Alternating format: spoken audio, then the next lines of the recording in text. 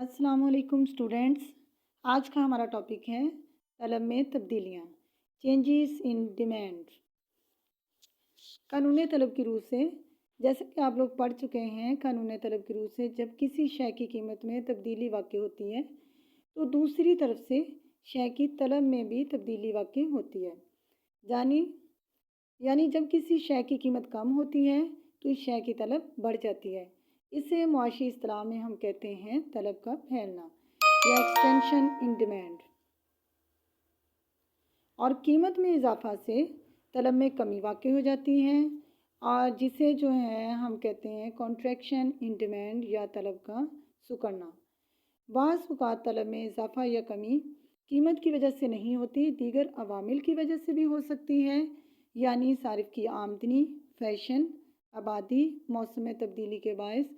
तो ऐसी तब्दीली को हम तलब का बढ़ना या घटना कहते हैं।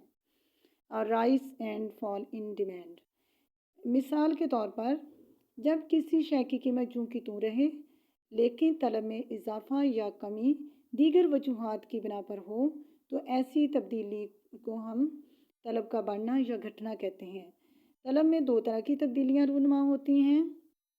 नंबर 1 पे है तलब का फैलना और सुकड़ना, extension and contraction in demand. कानून तलब की रूह से जब किसी शय की कीमत कम होती है तो इसकी तलब बढ़ जाती है, जिससे तलब का फैलना कहते हैं।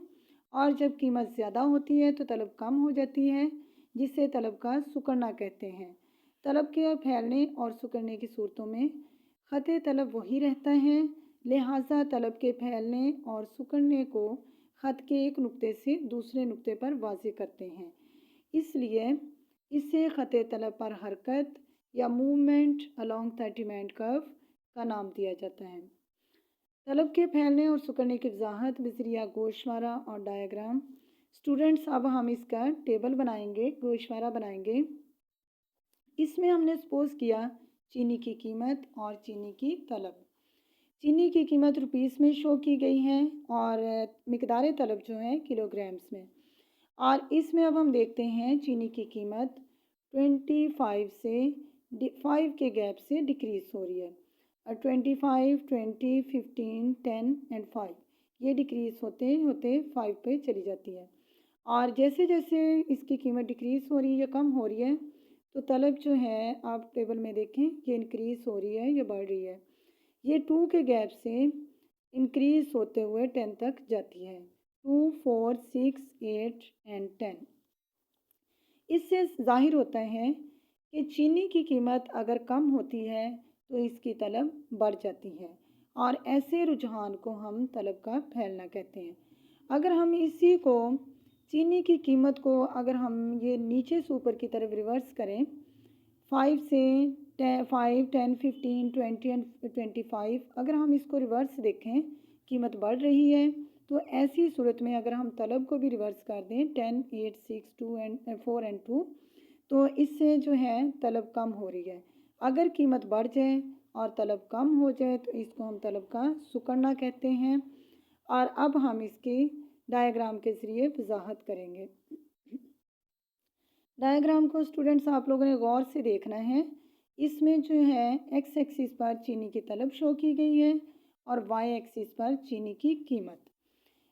टेबल के अकॉर्डिंग हमने देखा था चीनी की कीमत 25 से कम हो रही थी। 25, 20, 15, 10 एंड 5 हमने 5 का गैप से इक्वल डिस्टेंस से ये पॉइंट्स लिए और इसी तरह जो है एक्स एक्सिस पर चीनी की तलब शो की गई।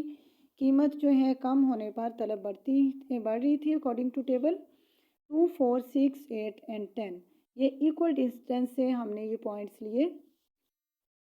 अब हमने ख़त तलब ड्रॉ करना है इनके टेबल के अकॉर्डिंग।